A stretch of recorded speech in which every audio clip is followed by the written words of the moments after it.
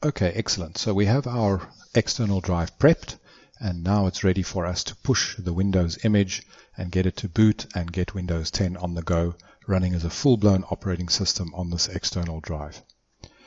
We're going to be using a command line tool called DISM to do this. So once again, let's open our command prompt and run it as administrator. And the command is DISM. You'll see there it gives its help functionality if you want to have a look at the rest of what DISM can do. But for our purposes, we're going to be issuing it some very specific commands. Now let's understand exactly what we're wanting to do.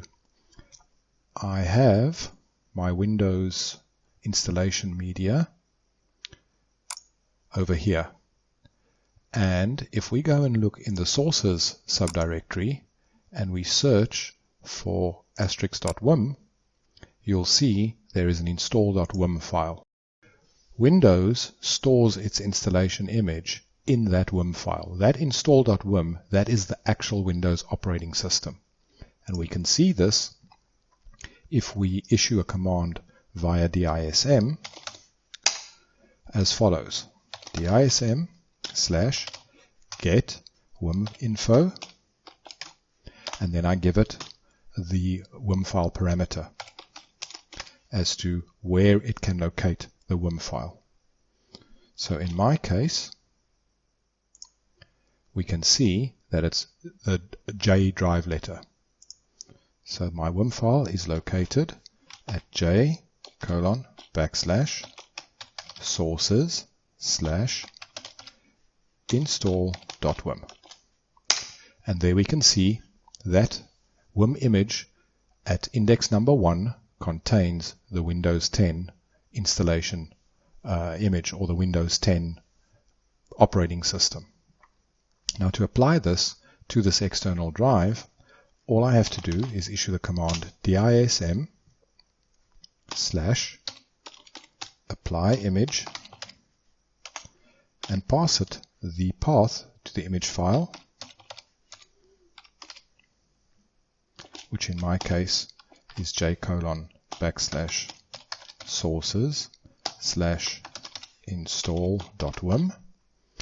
I do need to also provide it the index number, which we already know to be 1, and then I need to tell it where I want that image applied. And in my case, that's going to be the iDrive, as we saw previously when we prepped the drive. And kaboom! Why? Because this is Windows 7. The DISM tool that ships with Windows 7 is not compatible with the Windows 10 image. Therefore, there is a way around this, but we need to do the following. If we go to that URL, we can get through one of these two links here. I'd recommend the second one as it's quicker. We can download utility called Wake Tools or Get Wake Tools. Now I've already done this and pulled it down and extracted everything. And if you follow the suggested practices, you'll already also have this on your machine. The DISM version that we want to be using is sitting in the x86 subdirectory under the directory DISM. There is the file that we want to be using. So we need to change directory to that subdirectory in order to be able to use the correct DISM. So let's go to c:/wake/wake 4.1/x86/DISM. And if we would do a dir now of DISM *.*, you will see there is the exe that we want to be using. So we just do exactly the same thing, and to reinforce this, let's do the following: DISM/get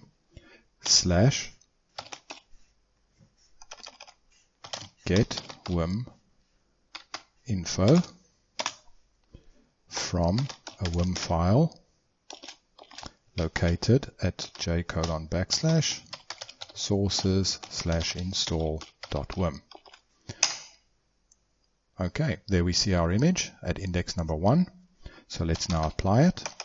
BISM / apply image. My image file is located at j:\sources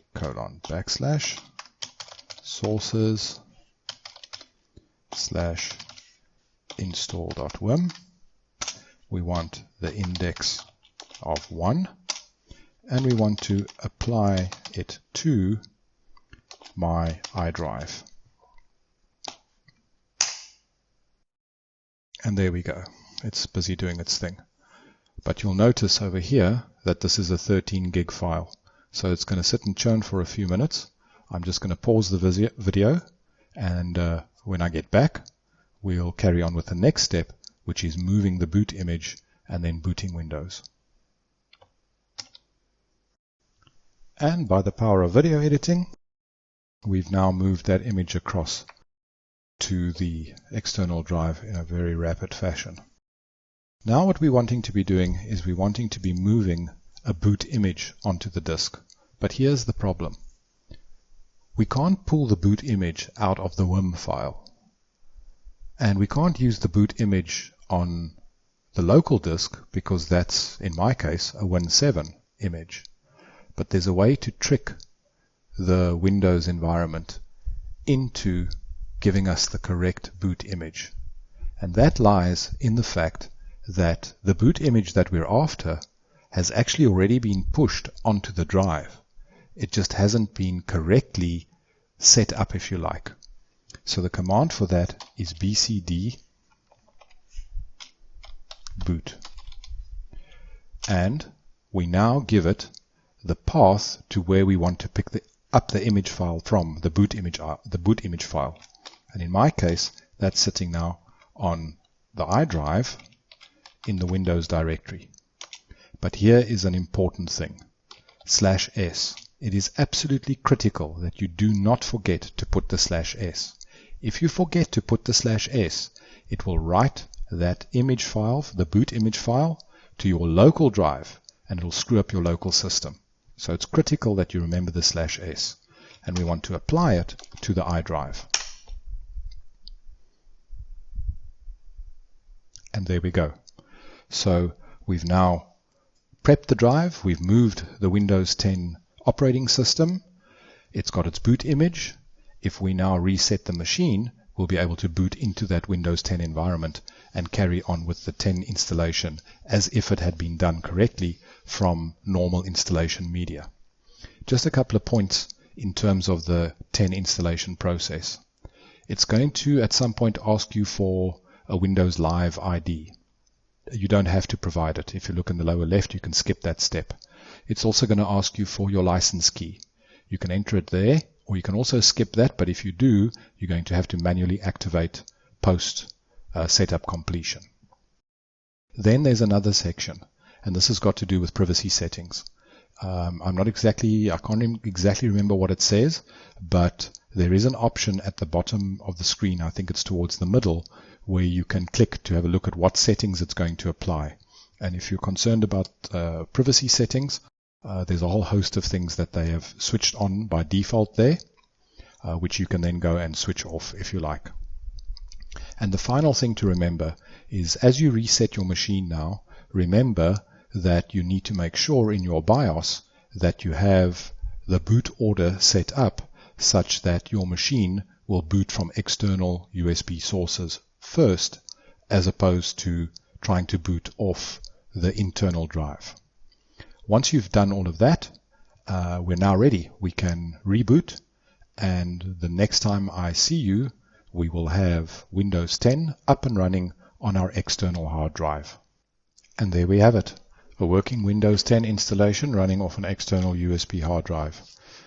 Obviously the implication being we now have a full-blown operating system running as a sandbox, if you like, and now we can do whatever we want with this environment with the full confidence and knowledge that it's not going to affect anything that we do within our normal production space until we are ready to do whatever it is that we want to do. Good, so that completes this section. We're now going to move on to the next section, which is installing Git.